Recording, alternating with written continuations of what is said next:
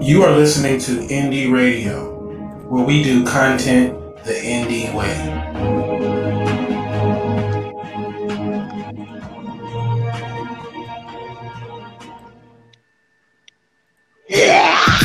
Ladies and gentlemen, are you ready?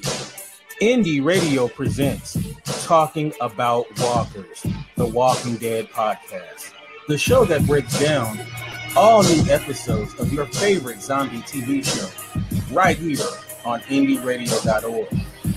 And now, here are the hosts of the podcast, ladies and Jen and Olaf.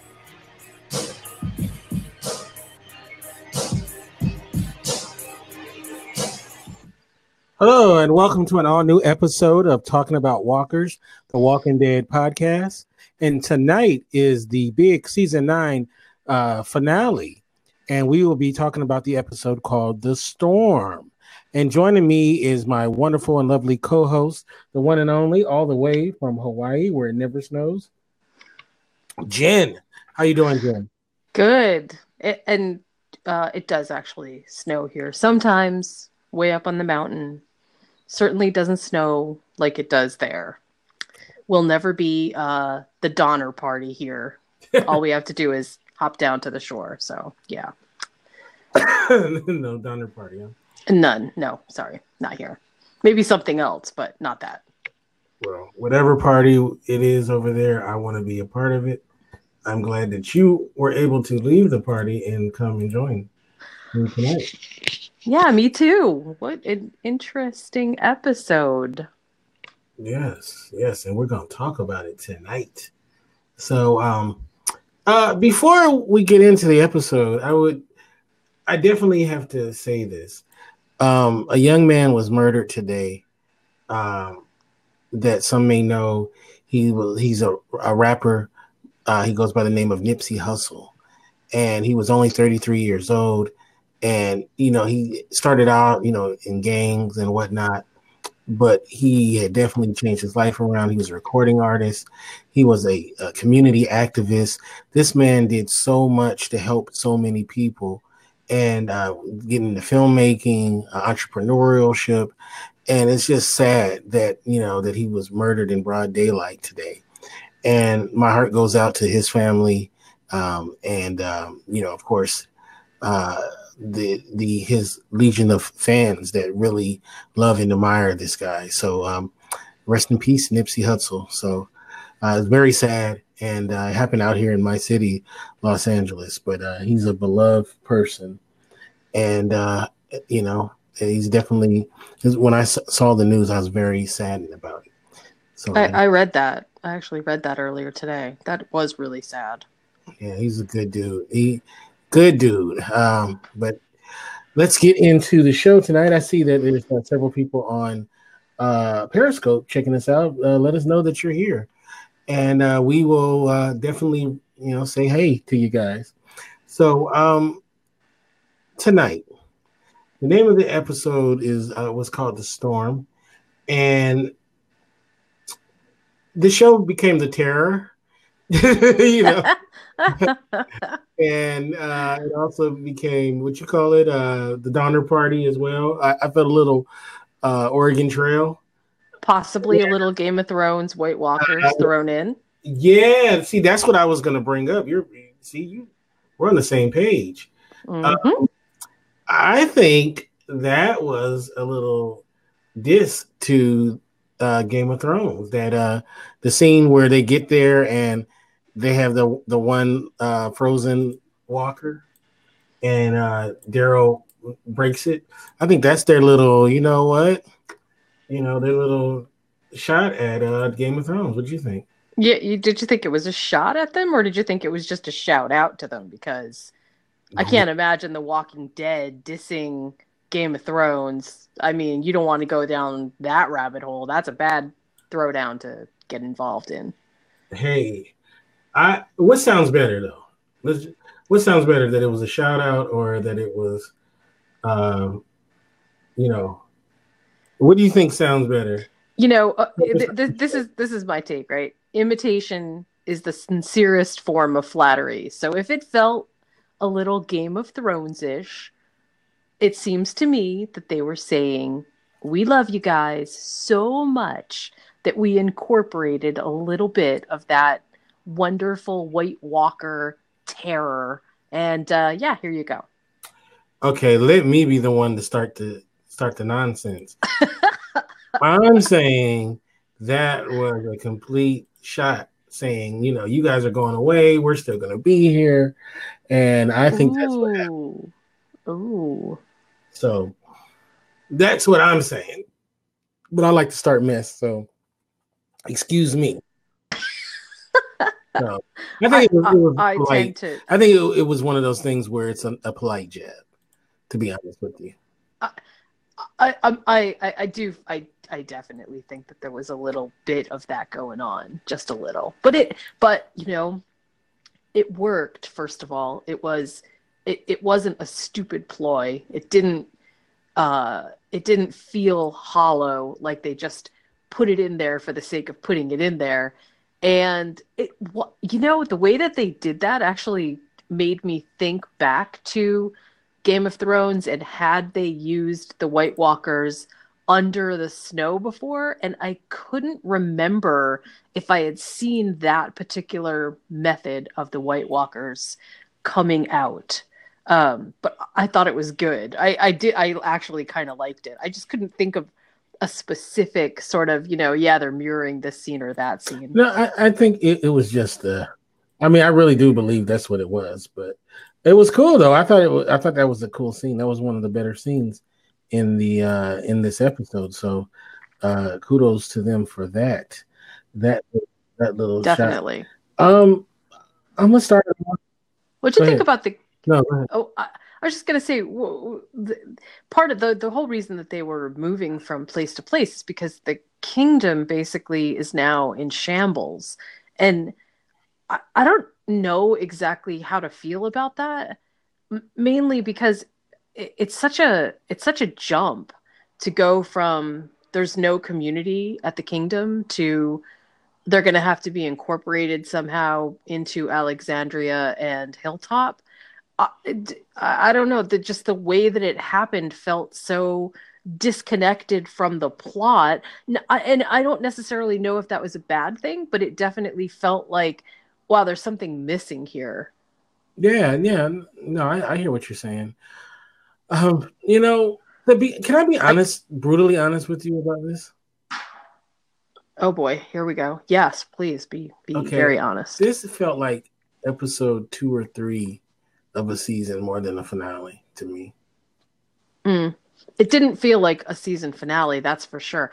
Although, look, I will be just as honest, and I will say that while it didn't feel like the series finales that we're used to, I'm sorry, series finales, season finales that we're used to, it in some ways was almost welcome because I am really overwhelmed sometimes with the way that they end seasons, and it feels like there is barely a breath to be taken before we have to jump into insta action in the next season. And this definitely feels like, okay, everybody can take a breath. And I personally, I liked it. I maybe a lot of people won't, but I did like it for that very reason.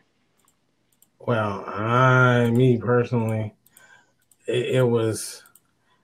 I mean, I don't know. I didn't love it. Like I would have liked this episode if it was like in the middle of the season or so. Like to me, like it wasn't a bad episode at all. It was actually a good episode, but not a great series season finale. The function of a season finale is to get you hyped up for the next season, and I can't say that this episode did that. I do agree with you, but I also think that this is part of the wider strategy, maybe too kind of a word, but the wider understanding by The Walking Dead, which is core fans are core Mhm. fans, and they're not going anywhere. And that may sort of be what is. almost like managing expectations now. They know that the people who have been with them will continue to be with them, and they don't need to leave everything on the massive cliffhanger that we are used to. I don't know. In a way, it to me it felt refreshing to have that pause and take a breath before whatever we think is going to happen for the next season is going to happen. But there was plenty, I think, uh, to sort of cinch in a way the open-ended things that I feel like we never get sort of that we never come full circle to in a lot of seasons before, where we jump into the next season before we've had enough resolution to some things in previous seasons. And this to me didn't feel like that. It actually felt like they were taking some time to make sure that we were all on the same page before. Obviously we know that War with the Whisperers is coming, but how that sort of happens feels like we need to take a longer pause in between so that we're not just forgetting everything that's happened prior. I don't know how to exactly put that into uh, some kind of story phraseology that will work, but it does seem like a little bit of respite in between these major storylines is a welcome change, as opposed to, oh my god, they did it again, right? I hope that made some No, it sense. made sense. And you know what?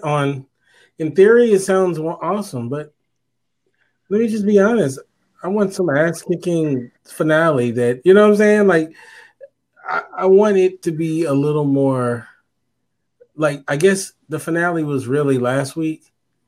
And I thought that was See, maybe setting up, at least something for this episode. And it really was just it felt like just a regular episode. I do think that in practical terms, that last week was more of the high note of the season, but I don't disagree with their choice to make this the last episode. They needed to get everybody between basically Alexandria and Hilltop. That sort of does make sense. It also, I feel like, makes sense for us to see what I think is going to transpire in the next season, which is Ezekiel and Daryl and Carol as the primary and functional leaders of the groups. I mean, obviously, we know that Michonne isn't going to. Well, we don't know actually if Michonne isn't going to be there in at least part of next season, but we know that the three of them have stepped up to the leadership plate, and there's no way that we could do everything in that one last episode. I think it would feel more jarring if they tried to rush so much into the last episode without actually taking a pause, because my guess is that by next season there will be another small time jump, and that will it'll set us up for something else that's about to happen with the Whisperers. Yeah, I mean, I agree with you. I mean, it's cool, but I felt like a lot of It was underwhelming. Yes. underwhelming. Yeah, I do agree with that. It was underwhelming. I don't know if I disagree that it was bad, but I mean, not disagree with it bad. I don't know if it was bad timing, but it was underwhelming because that's not what we expect. But also, let's be honest, this particular 1 hour of storytelling was also, while interesting and set up a lot of good character development, definitely didn't seem to move plot along, except that it brought the kingdom to Hilltop, or to Sanctuary, and then off and to Hilltop and beyond. I feel like that could have been done much more concisely, and so the whole episode didn't need to be devoted to that. And Judith finds a dog. That also seemed like, but it also then freed Negan. It's like this sort of felt like what we oftentimes call a filler episode, instead of an actual, yeah, we're going to move plot forward episode. Yeah. And let's talk about Negan. To me, this whole episode was pretty much to justify him being free in the next season. Yeah. So, I mean, that's the primary function of this episode, and also tie up some loose ends with Ezekiel and Kara. Well, and to move the kingdom, they needed to move the kingdom so that the populations were in two centric places. Right. So, I mean, that's essentially what it is. But we're going to talk about Negan, and then I want to bring up something as I watch this episode that I can't believe I hadn't thought about. So if I don't bring up the thing that remind me. But let's talk about Negan for a minute. I know he's been incarcerated for like 6 years. And he had a lot of time to reflect and all of that stuff, right? But what do you feel about his turn of being this cute and cuddly teddy bear guy now after what he was before? Do you buy it? Do you like it? Are you looking forward to where this leads to? Just give me your thoughts on that aspect of the whole Negan storyline. So first, I don't think that Negan has fundamentally changed, and I think that was the point of showing us in the house with everyone before they had to go to Aaron's house. I don't feel like he's actually changed. What has changed is that he does care about somebody, and that's Judith. But I don't feel like he cares about anybody else. I feel like this is a pretty exclusive, one-way sort of, well, maybe not one way. I think Judith actually sort of oddly cares for Negan as well, but it's only one. It's just a sort of a one fixed track. I don't think Negan suddenly feels like, oh, the people of Alexandria are worthy and good, and hey, maybe I should change my ways. I'm not buying that for a second. Also, on top of that, although it's easy for me to understand why Negan would want to go and save Judith, it is similarly within Negan's purview as a character, I think, to be the focal point of everyone. Oh boy, how can I say this? I think that you're right. What the episode with Negan, or the parts with Negan, was about was freeing Negan, mm-hmm. right? There needs to be a reason for Negan to be free and for people to now want to trust him. You're going to be rewarded for saving Judith, and that's why you're free, right? Because otherwise, why would they just put him right back in this prison cell? So in that respect, okay, that's done, and they can check that off on their checklist. On the other hand, they haven't done anything significantly story-wise with Negan to make us think that Negan is actually a changed person. I mean, there is still the fundamental parts of Negan that are megalomaniac, narcissistic, always confrontational, basically as sarcastic as they come. And that hasn't changed. And I don't think that they want us to think that that's changed. I think they just want us to feel like there's maybe a small redeeming part to Negan. That's the only thing. Yeah, right? I agree. I remember, I know sometimes fans don't like it when you bring up other shows, but I remember David Chase, the guy who created The Sopranos. He was being asked about why are some of the scenes with Tony Soprano so violent? Every once in a while, he'll do something really outrageously crazy, even for his character. And David Chase said, he's because, the character is very flamboyant and has a, big personality that people start to like him. And he wanted to remind the audience every once in a while that he's a monster, that he's not somebody you're supposed to like, And I right. love that. Like, I freaking love that. Because I don't know if you remember that show, he would always, he's, a criminal, but he would do things that are, like, even beyond criminal. Like, kind of evil type stuff. And when I heard his reasoning for that, I love that, right? Like to remind the audience, like he's not a good guy. Like he's not the person you're really supposed to be rooting for.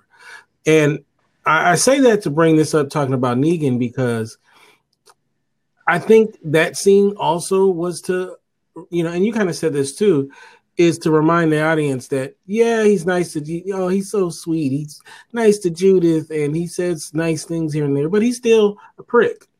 Right. He may not be the monster he was before, maybe or maybe not. We don't know, but he still has that prickliness to him. And I believe that was it.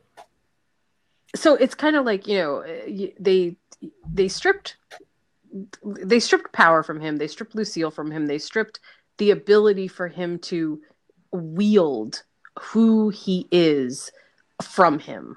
But they didn't strip him from him. In fact, I mean, just sort of in terms of resilience, Negan is probably one of the most resilient characters I've seen around in a long time, just because it would have been. Can you imagine the years of imprisonment and not being significantly changed by that? And yet he's not. Well, I shouldn't say he's not, but he's not significantly changed in the sense that he's not contrite. He doesn't feel a sense of repentance or anything like that. He just is who he is, because bottom line, that's Negan. And when you pair that with what is happening, I think for the rest of the story, well, for whatever's coming next, it very much seems to me that you're right. The writers are saying, don't forget who he is, but maybe even more from like a base center. I feel like what's being said is Negan is Negan. You can't change who Negan is, and a good deed might change how people think about him, but you're not going to change who he is. You're not going to change his. You're not going to change Negan being Negan. That's the only way I can describe it. No, I most certainly agree with that, and I think that I like that too. Even if, let's say, he turns out to be one of the good guys, right, going forward. But do we really think that? I'm just curious. Do we really think that he's going to be one of the good guys? No, I don't. Yeah, I don't either. I don't. But let's just say, for argument's sake, he is. I like the fact that they are telling you, hey, watch out, this guy ain't, he ain't nothing. To think that you can turn your back to him or whatnot. Yeah. I think that's very appropriate. That's exactly how I felt about it too. Not that I didn't love that he was willing to go and risk his neck to save Judith. I did, but I don't think that you can you can't read so much into that he's not a redeemable character. No, he's not. He just isn't. He's not. Okay, now remember, I said that I wanted to bring up something, and I see we have a couple of people in the Periscope. I just want to say hi to Smiley, as well as Pat and Gallo. Okay, so I'm going to put something up on my screen. And do you see what's on my screen? I do. Okay, that's the frozen walker guy, right? I just thought about something when I was watching this. Wouldn't one good East Coast winter have wiped out most of the walkers? Why would it wipe them out? They would have froze to death. They're dead. I mean, yeah, but how are they able to? How are they able? So they just stay frozen and then thaw out? Wait. Before you go any further, Kinte. Okay, so I've had this discussion on several different levels about several different shows, all specifically around either zombies or other monster-like creatures. And I have to say that if the universe says that this is how they operate, that's how they operate. Like, yes, the science of The Walking Dead is ridiculous, absolutely. But I don't know anybody who's watching The Walking Dead because of the science of the walkers. Okay, look at him. How does he survive the Yeah. winter? Yeah, well, not just how does he survive on a primal level. My question would be, well, on a more primal science level, how does the blood inside of them not freeze? Or no, I shouldn't even say blood because there is no blood. How do their muscles not completely freeze in temperatures that we know would freeze a regular person? That is, I think, maybe the heart of what you'd have to ask. But we know already that The Walking Dead don't adhere to any of the known principles to any kind of living biology that exists. So all you have to basically do is say, yeah, it's The Walking Dead. They're zombies. There is no logic behind it. Are you seriously trying to find logic? Yeah, Because I don't think you're gonna yes, find I am any. trying to find logic.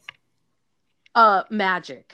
And I don't mean magic like, Harry Potter magic. I mean, this is The Walking Dead. That's The Walking Dead universe. That's the magic of it. That's it.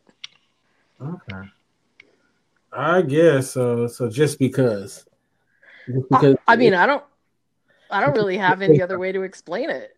it's because they say so. Yeah, I mean, it looked cool though. it did. It was really cool that they were under the snow. Uh, they were frozen in place and couldn't move, but could still move their muscles, like the guy that was frozen in the lake and stuff like that, or the river. That kind of stuff was actually pretty neat. Made for some great visual Yeah, effects. it looks very haunting. Yes, yeah, but I thought like I said, it looked good. You know, and and this is the first time, right? They've ever. I'm trying to remember. This is the first time they had snow on the show. Yeah, yeah. I don't remember them ever doing winter as a thing. Winter has come. Yes, as you said. Well, also, okay, so I'm just gonna say this, right? Because if you watched from the very beginning of the season to now, there's some pretty stark contrasts. The beginning of the season, it felt like hope and renewal. It felt like spring. It felt like, new life was growing, and then we end pretty much the polar opposite, with it being cold and snowy, and we're back to uh, you know, not abandon all hope, but we're back to things being stalled, death being the more primary uh, thematic piece that's happening, as opposed to at the beginning of the season when it really did feel more like there was renewal, there was some spring, there was some new life being put into things. So from a storytelling standpoint, it was kind of interesting for them to end there. Yeah, I guess. Yeah, you look on the bright side of things, so I got to give it to you. So you're right. You're right. It's even at the beginning, even the because I watch every single opening just to make sure that they haven't added something in, or made some kind of small alteration. And we've seen this all season long. We've seen the new growth growing up, the I don't want to call it a renewal of hope, but it really did feel like at least things were starting to progress in the right direction. And so this feels like a setback. And Ezekiel talking to Judith on the radio, what Ezekiel was saying was, okay, this isn't the end, and just because we don't have a home doesn't mean that we stop basically, like, being a family, or searching for what comes next. But at the same time, it also feels very much like, no, the kingdom is done. I don't find there to be some kind of resurrection power in going back to the kingdom, or that just feels like that's a done piece. So it brings up what you asked last week, which is Ezekiel's time almost done? And ooh, I really got weird vibes between Carol and Daryl this time, making me wonder if Ezekiel's time is not countable. here in episodes. Let's hope that's not true. I like her. I don't know. I don't know. Yeah. So, where and I know you took notes and whatnot. Is there anything you want to talk about specifically? Well, one thing that I thought was interesting, first of all, is this whole idea with Lydia and suicide by Walker. I feel, I feel like both that is a really stupid thing to do, and yet at the same time, Lydia was a whisperer, and maybe that's how she feels like the whisperers would handle not being able to cope or deal with what was to come next, is to basically return to the natural order of things, which is not death, but Walker. And I have to give them credit for exploring that and sort of not flinching away from the idea that, yeah, this is a thing. Because death by Walker is quite different than suicide by Walker, where you know you're going to come back. Lydia didn't try to end her life like definitively, like, I'm not going to come back as a Walker. She was holding her arm out to be chomped by that Walker. And that brought up a whole lot of very interesting ideas about both what the whisperers must think and how she's been indoctrinated into that philosophy, but also just the whole sort of idea that people must have about what the afterlife now must be. It was fascinating to me to even go down that thought train at all. What did you think about it? I thought it was gross. To be honest with you, I was like, no, don't do that. No, I mean, dang. She's obviously conflicted about her guilt, her feelings of guilt and abandonment, and not really feeling a part of any of the groups. And it's interesting. I didn't think about it like you thought about it, but it was very sad that she thought that. And then when we get to the scene with her and Carol, which I have up on the screen, um, she, asking her basically for her life to be ended by Carol, and then trying to almost bait her into doing it by mentioning Henry. And I never thought for one second that Carol was going to do that. I thought, I said, man, this is, this young lady is near the end of, she feels like she's near the end, and she needs, some sort of jolt back, and she has nothing tethering her to it, but maybe a relationship with Daryl. And when I say relationship, I mean like a friendship or a bond. Yeah. And to be honest with you, I didn't like her acting in the scene. Well, that's so okay. So first of all, I just have to give him a little bit of credit, because survivor's guilt is a thing, right? We know that's a pretty serious kind of a thing that happens to people when they survive something and feel either guilty, A, for causing it, or B, simply just for being alive when they don't feel like they should be alive. That carrying that forward into what may happen in the next season between the whisperers and the groups feels pretty consequential. I don't think that is just a small little thing that they put into the episode to make us feel bad for Lydia. I've talked about this all season long at the moment that the whisperers were basically in the picture. The whisperers are a whole cult philosophy. It's not just that they are the bad guy group. There's something wider about that especially in the comics felt very important and interesting from the sense of from the point of view, I guess, from us who would never embrace something like that because, wow, this is insane, to people who have survived so much continuing to follow someone like Alpha and not join, let's say, an established group, or not join a community that there's something to that piece which feels much bigger than I think we attribute credit for it.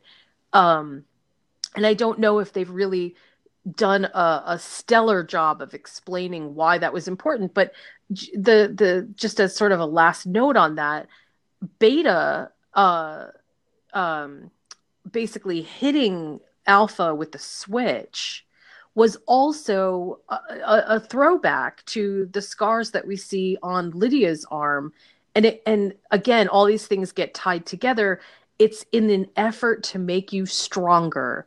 The pain makes you stronger. The ability to withstand things makes you stronger.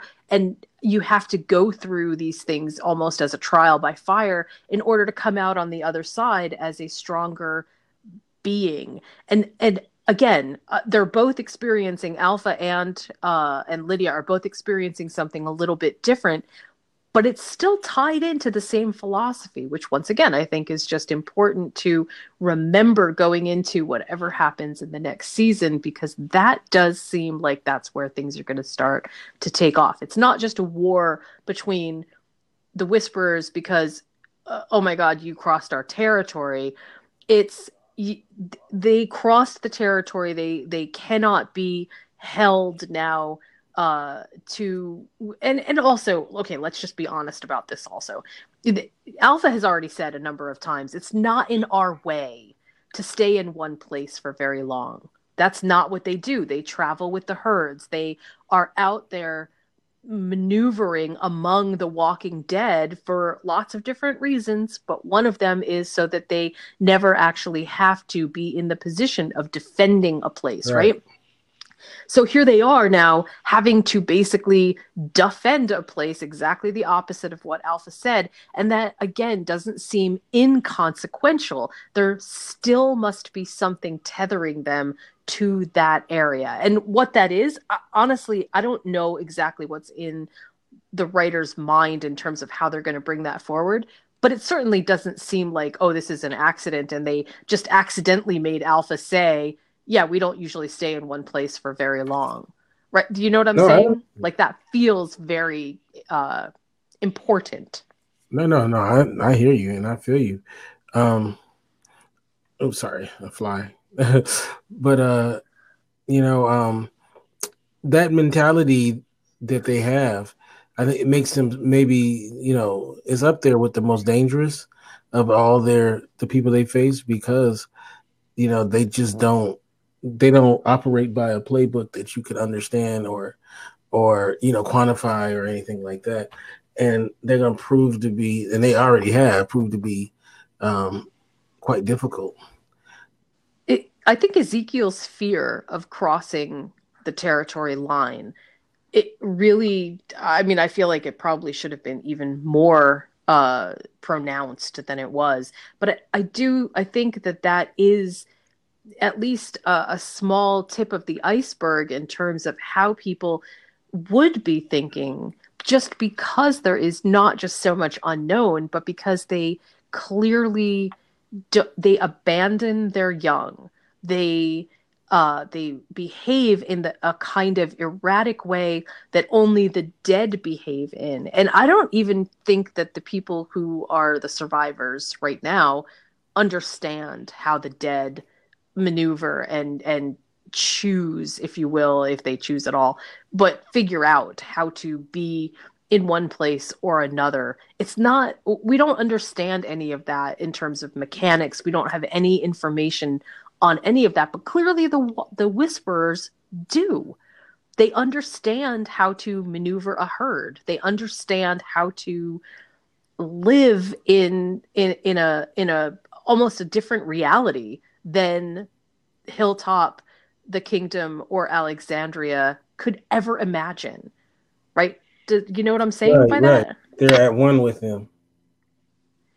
Which is way different than, let's say, a Negan situation where Sanctuary and they're all fighting over resources. They're all fighting over, food and stuff. It's much more almost capitalistic in nature. But the Whisperers aren't saying, give us all your stuff, lay down all your weapons, we want your food. They're not saying anything like that. So there's something else at work there, and that does make it pretty interesting. Makes it very interesting. And like I said, I love them as a character. As characters, I should say. It's very, very not. It's not definitely when I first started watching the show. I never thought in my head that these kind of characters would would exist on it. In the show. Yeah. So definitely very, very interesting. Just question. When that storyline is over in the comic book, uh, has there ever been any other groups that arise? Well, Well, especially, there are sort of other groups that arise, but I don't think any of them actually match the Whisperers. oh, okay. To me, the Whisperers are perhaps so far the most insidious of all of the antagonist groups that exist. And I think if you or very early on, geez, maybe 3 seasons ago, people were actually speculating what W meant, that maybe they were leaving signs and things like that, and that turned out perhaps not to be what was happening. At the same time, there was so much buzz about that it felt really important, and fans of the comics were really excited by, does that mean that the Whisperers are going to be back? And it turns out that I think that was well founded. I think the Whisperers storyline was well founded in terms of how excited people who had already read the comics would be about it, and they did a good job with it so far. So far, they really have, I think, captured what makes it scary primal, and they didn't turn them into just your everyday antagonist. Right. Right? Do you know what I'm No, I saying? hear you. Now, what was that? The W. I'm trying to remember.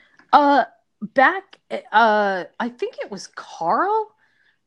Somebody was in the boy. I have to go back and look at my notes now, but somebody was in the woods and they saw a W being, and I don't remember now if it was carved on a tree. Somebody's going to remember this, whether it was carved on a tree or whether it was carved into someone's flesh.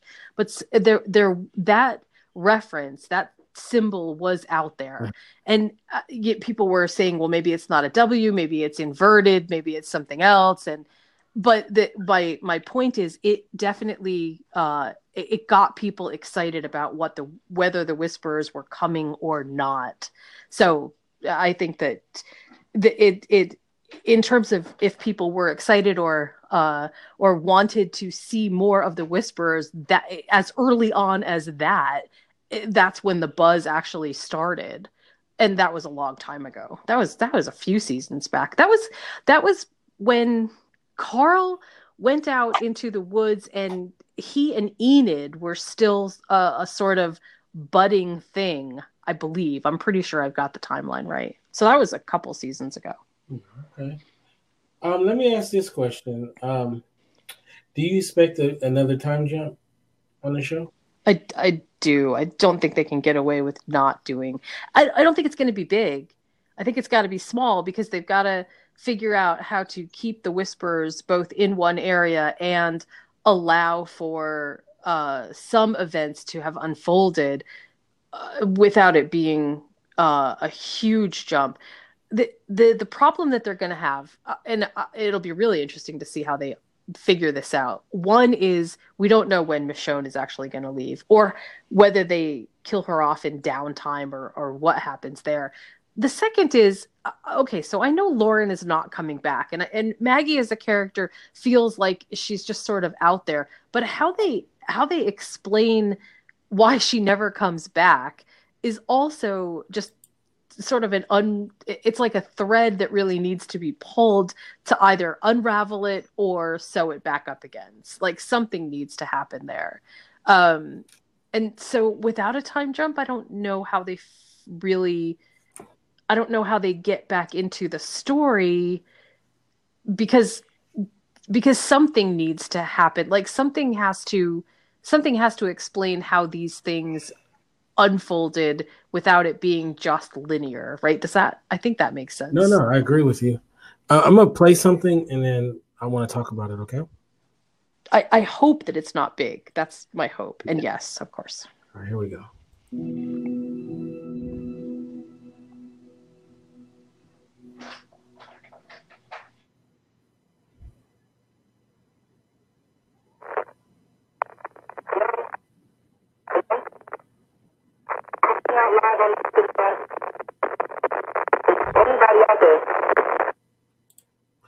All right, that's how the episode ended.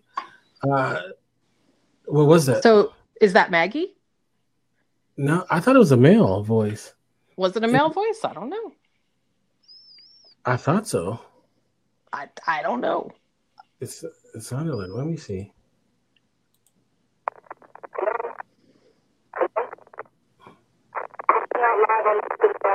Yeah, that sounds like a male voice. Or maybe not. No, maybe that was. Yeah, no, I don't know. That It didn't sound to me like it was specifically male. I guess it could have been. Maybe it was. At first, it didn't sound like. Oh wait, it says an article. Dang, there's an article about it. Here's how the drama is set up its next major chapter. It says that begins the hour transmission with a mysterious voice and over the radio, offering up muddled words. Hello, hello, can you hear me out there? Well, it's a bit missing. Kane tells the Hollywood Reporter the final month. The radio voice falls in that mode. What? There is a comic. There is a comic intersection here, so it's possible that this is following a comic intersection. Oh, like which one? But I don't know. I don't. Well, see, the thing is, I actually don't want to say that, because if I say that, although I realize that, we've already said, hey, spoilers are not a big thing. This particular one does feel like it might be a little bit too big to sort of get into. And especially since we don't have any actual clues about what it may or may not be. That to me feels like that would kind of be a dick thing to do.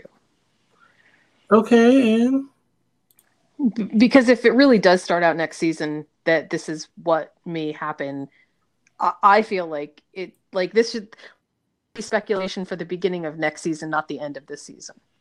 Okay, spoiler alert, guys. If you don't want to hear this, wait a minute. Vanity Fair says you have to read it, really. It says in Vanity Fair. I'm